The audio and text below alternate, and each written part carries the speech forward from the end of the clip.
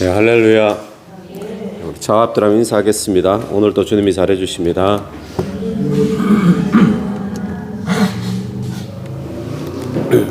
네, 오늘 본문에서 지혜자의 말 그리고 우매자의 말 이제 대조를 하고 있습니다.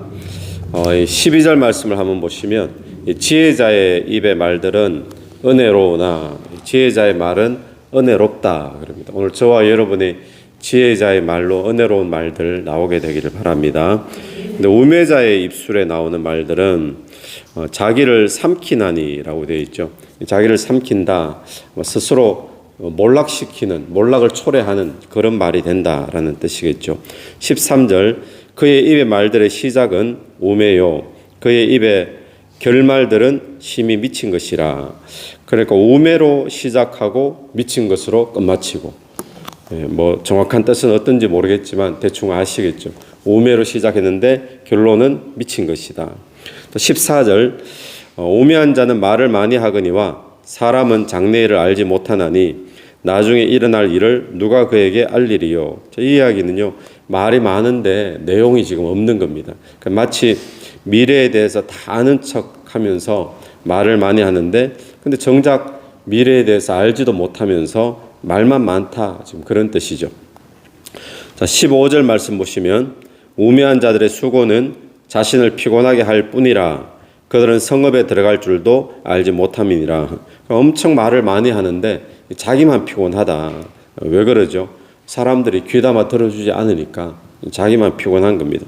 그래서 그의 표현이 15절에 자신을 피곤하게 할 뿐이라 그들은 성읍에 들어갈 줄도 알지 못함이니라. 무슨 뜻인가 하면 자기는 세상의 모든 것을 다 아는 것처럼 떠드는데 정작 자기 집도 못 찾아간다는 거예요. 이게 풍자죠. 유머죠. 자기 집도 못 찾아가면서 다 아는 것처럼 떠들어대는 그런 우매함의 말들을 이야기하는데, 정리하면 이런 겁니다.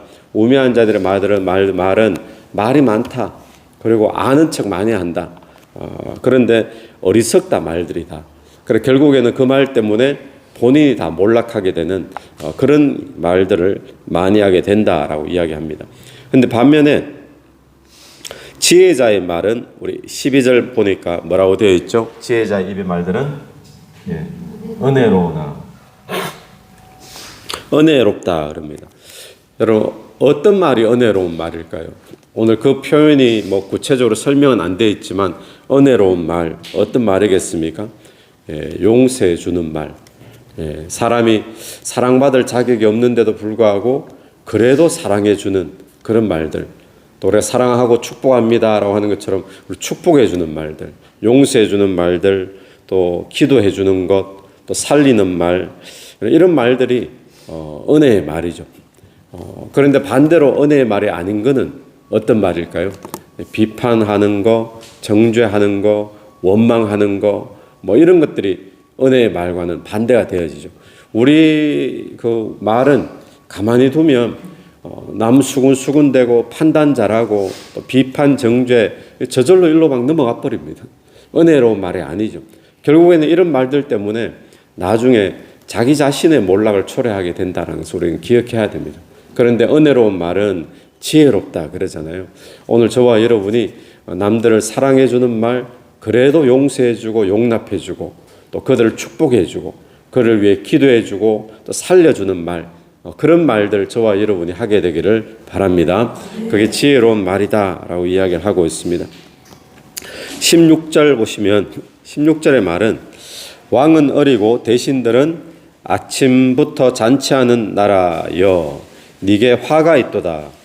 여기에 왕은 어리고 라고 했는데 이것은 어떤 뭐 나이가 어리고 이러라기보다도 경험이 없고, 그러니까 쉽게 말하면 왕이 될 만한 그런 충분한 자격이 없는 그런 자인데 왕이 된 거예요. 근데 거기에다가 이 왕을 잘 보필해야 될 대신들은 아침부터 뭐 하죠? 아침부터 잔치합니다. 그러니까 어떤 뜻인가 하면 아침부터 호의호식하는 여기에만 관심이 있고, 또 왕은 또 뭐 어떤 능력도 없고 자격도 없는 그런 사람이면 그 나라는 화가 있다는 거죠. 17절 왕은 귀족의 아들이요. 이 이야기는 뭐 어떤 신분이 귀족이라기보다도 왕이 될 만한 충분한 자격이 있다라는 이야기인데, 귀족이 될 아들이요 대신들은 취하지 아니하고 기력을 보하려고 정한 때에 먹는 나라여 내게 복이 있도다. 그런 대신들도 잘 보필하는 그런 나라는 복되다라고 이야기합니다. 이 이야기 상식적인 이야기죠. 오늘 저와 여러분의 인생도 한 나라로 친다면 나의 나라, 내 인생이라는 이 나라는 과연 어떤가 여러분 돌아봤으면 좋겠습니다. 여러분 우리 내 인생을 잘 이끌어 갈 만한 그런 자격이 있는가요? 경험이 있습니까? 능력이 있습니까? 우리가 한번 돌아보면 여러분 어떨지 모르겠지만 내 자신을 돌아보면 내 인생을 정말 잘 이끌어갈 자신이 사실 대부분의 사람들이 없잖아요.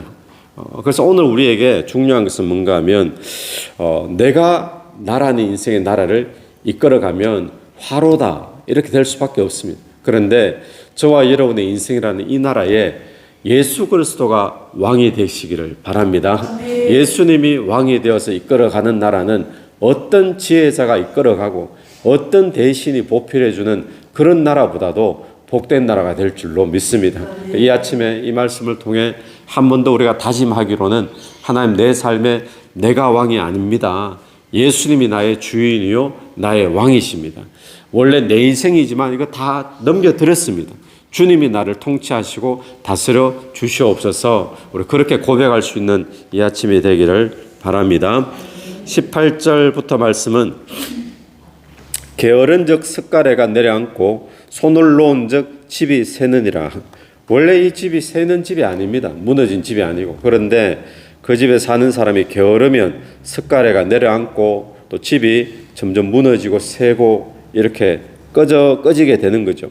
그럼 오늘 우리의 집도 마찬가지듯이 집들이 다 그렇잖아요. 근데 오늘 우리의 영적인 인생도 똑같다고 생각합니다. 하나님이 저와 여러분을 성전 집을 삼아 주셨습니다. 근데 이것도 우리가 영적으로 게으르면 석가래가 내려앉는 거예요. 물이 새는 거예요. 군데군데 이제 막 무너지기 시작하는 거죠. 그럼 오늘 저와 여러분이 혹시 나는 요즘 영적으로 게으르진 않은가? 영적인 열심이면 뭐겠습니까? 말씀, 기도 생활 열심이죠. 또 예배 생활 열심이죠. 오늘 저와 여러분에게 이런 영적인 열심이 있는가 한번 돌아보면서 영적인 열심이 없으면 영적인 내 인생도 금방 무너진다라는 사실을 다시 한번 더 교훈 삼고 지혜 삼게 되길 바랍니다. 그 다음에 19절 말씀은 돈에 대한 이야기입니다. 잔치는 희락을 위하여 베푸는 것이요 포도주는 생명을 기쁘게 하는 것이나 돈은 범사에 이용되느니라. 잔치, 포도주 기쁘게 하고 희락을 위하고 그러잖아요. 근데 잔치도 뭐가 있어야 잔치합니까? 포도주도 뭐가 있어야 포도주를 사죠? 돈이 있어야 하죠. 잔치하려고 해도 돈이 있어야 잔치하고 돈이 있어야 포도주를 사고 그래야지 생명을 위한다 그러고 또 희락을 위한다 할 수 있죠. 돈이 필요합니다.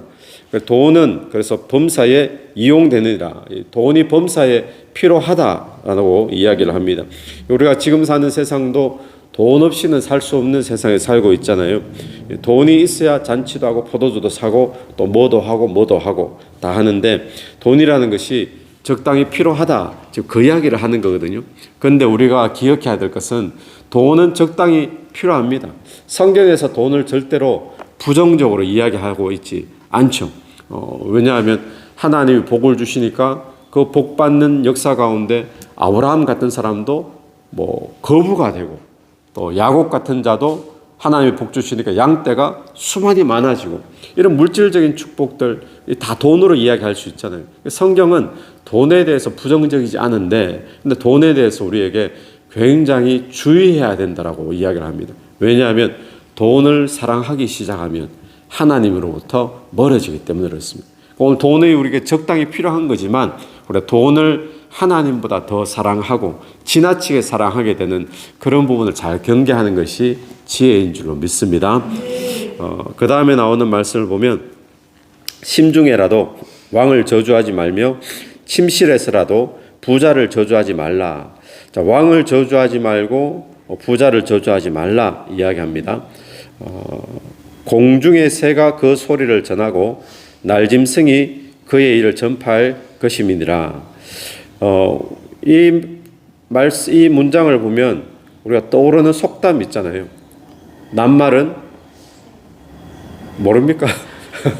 낱말은 새가 듣고 반말은 쥐가 듣고, 딱 이 표현이잖아요, 그죠? 우리가 왕을 저주하지 말고 부자를 저주하지 말고, 이 이야기는 뭐 왕을 절대로 복종하고 왕을 절대로 따라야 된다, 이 이야기를 하려고 하는 것이 아니라 세상에 우리 비밀은 지켜지지 않는다라는 걸 이야기하죠. 그래서 누구를 저주하고 누구를 욕하고 이런 거, 말 중에 제일 그 부정적인 말이 저주라고 할 수 있겠죠. 욕하고 저주하는 거. 누구를 저주하고 욕하고 이러면 반드시 그게 그 사람 귀에 들어간다라는 겁니다. 자, 한번 생각을 해보십시오. 왕을 저주했어요. 그런데 그 말이 왕의 귀에 들어갔어요. 이 고대 사회에. 그럼 그 사람의 생명은 어떻게 될까요? 생명이 위태로운 겁니다. 그러니까 이때 자기의 생명의 위태로움을 걸고 남에 대해서 저주하는 것, 욕하는 것, 그런 비밀들은 없으니까 말하는 거죠. 하지 말라는 거예요. 그게 축복이다. 그래 따지고 보면 오늘 그 결론을 내면 한마디로 이야기할 수 있습니다. 12절에 나오는 말처럼 지혜자의 입의 말들은 뭐라고요? 은혜로우나, 은혜로우나.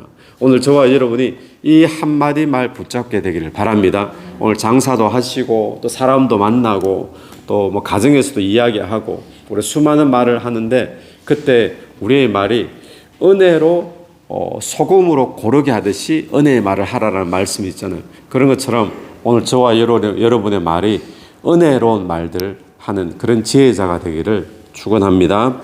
같이 기도드리겠습니다. 하나님 아버지, 은혜를 감사합니다. 오늘 우리의 입술의 말을 통하여 우매한 자의 말 되지 않게 도와주옵소서.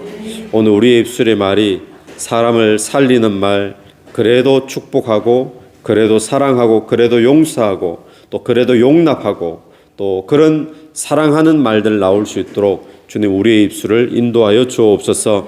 이 새벽에도 기도드리며 나갈 때 기도 속에 성령께서 역사해 주시기를 간절히 원하오며 예수님 이름으로 기도드립니다.